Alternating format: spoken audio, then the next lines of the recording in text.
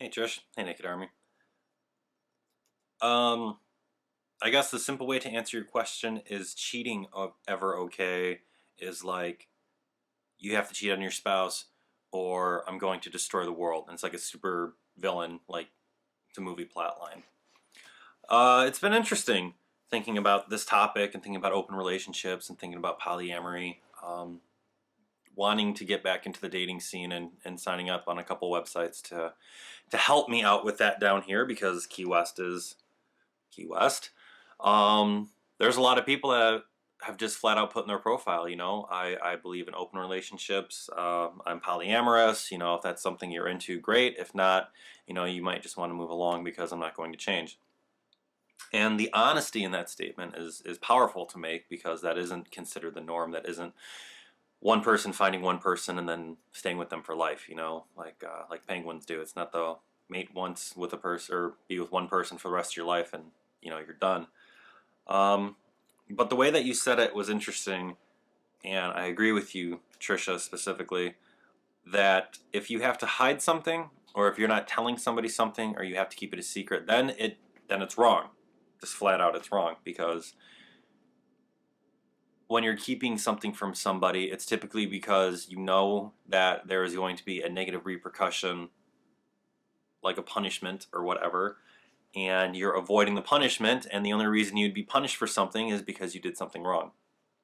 The best way to go about it is the golden rule. Do to others as you would have them do to you. And if you're in an open relationship and you're okay with that, then great. If you're in a relationship that you want to be open, but your partner doesn't know anything about that and you're keeping it a secret, would you want your partner to keep secrets from you? Would you want your partner to hide something from you or keep you in the dark? I always try to gauge my actions when I'm with somebody is would I want them to do this and would I want them to tell me about this? And I have cheated in the past and I felt so horrible. I actually drove nearly 4 hours to go tell the person that I made a mistake and I'm so sorry, and I broke down in the car and I felt horrible about it, and she decided to stay with me, which was surprising. Um, and we worked through it, and she even used it as a sermon illustration without using my name, thank God. And it does. It has a way of making you stronger when you overcome something like that, when you can just be open and honest about something like that. But the moment that you have to start hiding, the moment that you have to start keeping somebody in the dark and misleading them and lying to them and being that, then it becomes wrong. It's kind of that way for anything. If you have to keep it secretive because the other person will be hurt or because you will suffer negative repercussions from it, then it's probably wrong.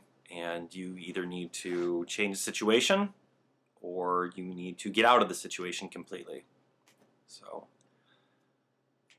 interesting topic. Sorry I missed last week's video. I made one. Just in short, I don't have the best relationship with my brother. So, that's my life. But, whatever. Everybody's different, right?